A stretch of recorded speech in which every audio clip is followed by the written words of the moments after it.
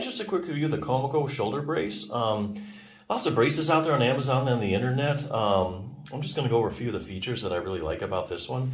Basically, this is made up of basically kind of a neoprene rubber, Velcro, and a breathable mesh. So that's the main parts, what it's made out of. It does fit the left or right shoulder, which I really like. So, you know, let's say you used it for your left shoulder, and then eventually, you know, hey, my right shoulder needs it, you know, and your shoulder's fine, but then later on down the road you need it for the other shoulder. You can just pick it up again, put it on the other shoulder. That's a really nice feature. The other thing I like about this, it has a little pocket here that you could put either a cold or a hot pack on it. Just kind of pull that up, and you can put a little hot pack or cold pack over there. Some of those Thermacare brands that you can kind of crack and put on there are good for a long time, and it will probably fit in there pretty easily. So if you want a little extra heat, or you can stick a cold pack on there. So yeah, I really like those features for this one. So, you know, if you're recovering from shoulder surgery, or you're doing some sports, you know, you just want to protect your shoulder a little bit, or you just need to rest your shoulder because you've been working a lot, I think this is a nice little brace to check out. Now, if you're doing something like recovering from rotator cuff surgery, or you have a rotator cuff problem, or any kind of rotator cuff pain, or shoulder pain actually, this is a good resource, the 6-minute torn rotator cuff solution for seniors. It says for seniors, but actually anybody can use it, even high-level athlete. If you have any kind of a shoulder problem, you at least need to be strengthening your rotator cuff, and I'll tell you why. The shoulder is a really shallow ball and socket joint, and it depends heavily on the muscles to keep it in place. Now, that's unlike the hip, which is also a ball and socket joint, but it's a deep ball and socket joint, so it doesn't really require that much muscles to keep it in place. You don't hear of hips dislocating too often unless it's like some kind of trauma, you know, a car accident. But shoulders, you hear about people dislocating their shoulders all the time. Much more susceptible because it's a shallow ball and socket joint.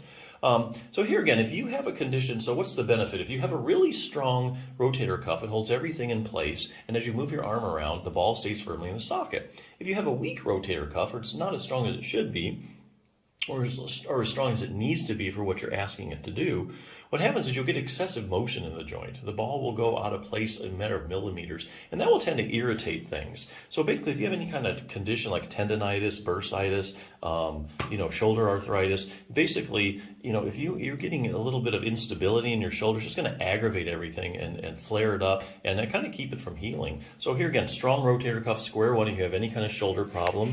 And if you do have a rotator cuff issue, this book will probably answer about every question you ever had about it. Just real quickly, it kind of goes over, you know, anatomy and stuff, tells you all about the rotator cuff, the group of 4 muscles that really stabilize your shoulder joint. Great question and answer section. What are the symptoms of a rotator cuff tear? Any arm maneuvers that might indicate I have a tear? What imaging tests are used? Where exactly does it tear at? Goes over, are there different kinds of rotator cuff tears? Here's a good one. I have a rotator cuff tear and I'm in a lot of pain. I need surgery, right?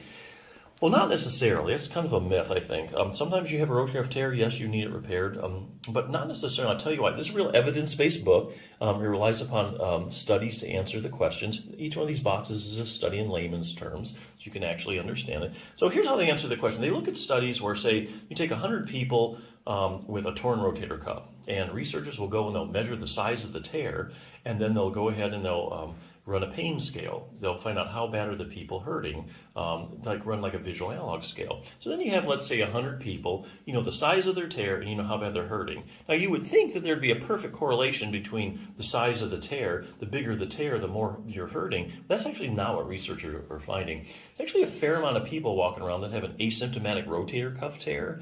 So there's other people actually walking around with big rotator cuff tears that have no pain. This is really common as you get older because the incidence of rotator cuff tears when you hit your 60s and 70s kind of goes up decade by decade, and a lot of them are just asymptomatic.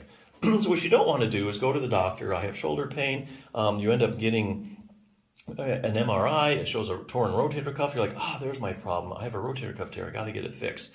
Not really. You could have an asymptomatic rotator cuff tear, so you don't really need to go through the surgery and repair it because it's not the cause of your problem. It's asymptomatic. It's really something else that's causing you the pain. So just some of the pitfalls to look out for. What will happen if I just leave my rotator cuff tear alone? Here again, they look at studies where they take people with a torn rotator cuff, and for some reason or another, they just don't get around to doing anything about it. And so research will follow these people over the years and find out what happened to their rotator cuff. You know, did it get better, the same, worse? You know, does it repair itself? Here's a great question. How does exercise compare to surgery when it comes to treating my torn rotator cuff? So the only way you're going to answer that question scientifically is by looking at the randomized controlled trials. And that's the highest form of proof in medicine that a treatment's actually effective. So let's say you're going to take 100 people with a torn rotator cuff. 50 you're going to randomly assign to surgery. The other 50 you're going to randomly assign to just having exercise. And then what you do is you follow them over time. And some of these are pretty long-term studies that go on for years. So let's say 2 years from now, who did better? The people that had their rotator cuff repaired or the people that did a good exercise program? And basically, this book has looked at all the randomized controlled trials, and what it's finding is that there's very little difference between the groups, or you do the same. So basically, kind of end up in the same place. Has a good exercise program, beginning, intermediate, advanced. Does have stretching and strengthening program, and literally it will take you less than 6 minutes. So great concise program if you're looking for that. But hey, if you're looking just for a shoulder brace, I just need something to immobilize my shoulder. This is kind of a very straightforward and simple one, and I really like it. So definitely check it out.